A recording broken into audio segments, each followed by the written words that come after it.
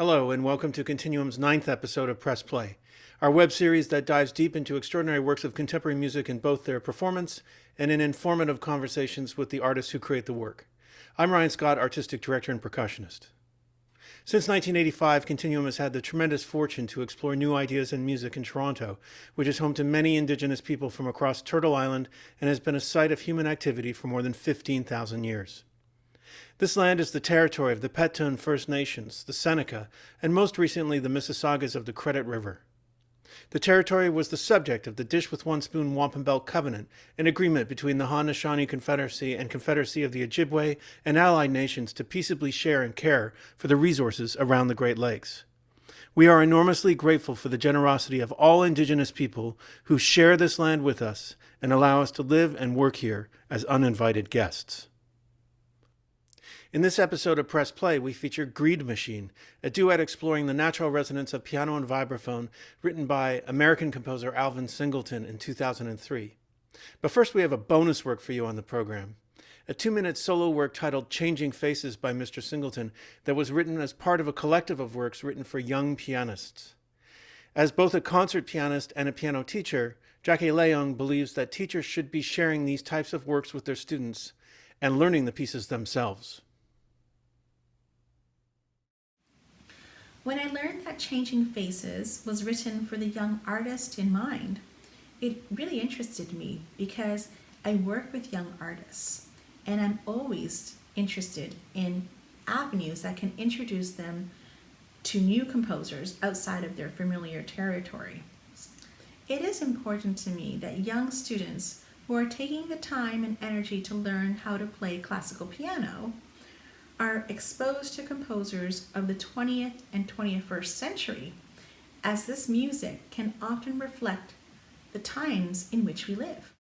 This is a book of pieces that the publisher asked the composers to write for younger pianists to bring them closer to new music. So they asked a group of us, all shot members, to write pieces that were not terribly difficult. Although in the book, some of them are really are. And I tried to write a piece that was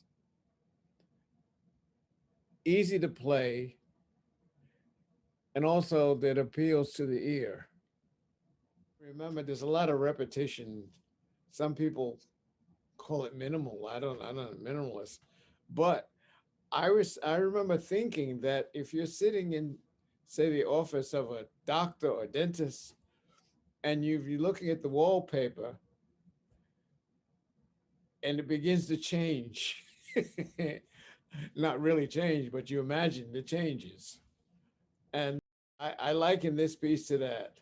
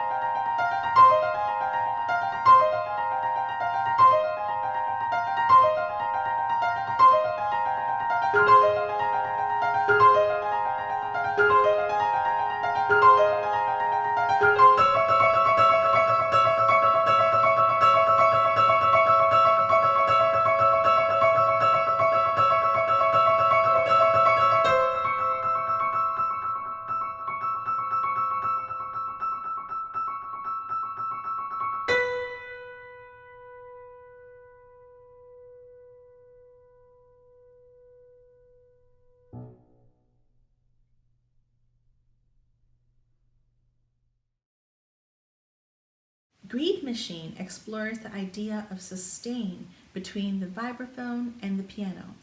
Playing this piece is so satisfying to the performer as the two timbres seem to have a natural blend. You're in the sound world. It's like an otherworldly kind of sound, mysterious and metallic, yet full, bright, and warm. Singleton mentioned that one of his influences was the composer Morton Feldman. This composer also explored the extremes of durations in some of his pieces. Here, in Greed Machine, the tempo and the rhythmic values of the notes in the piano part are almost like a notated idea of the piano's natural sustain. Together, long sustained chords in harmony between the two instruments allow the listener to really savor the vibrations of the blended timbres together. There's so much greed in the world. And the fact that it's so much, it becomes machine-like, just ordinary. And with such a title and the two instruments, piano and vibraphone, causes people to wonder, well, I wonder what does that mean? And my only answer to that is the piece. You mentioned, well, the vibraphone has a controlled sustaining power, and good pianos do as well. And they often blend very well together, even from, jazz tradition. And when I think about the Modern Jazz Quartet with Milt Jackson and John Lewis, how delicate often the playing was and how it just blends together. It's just amazing.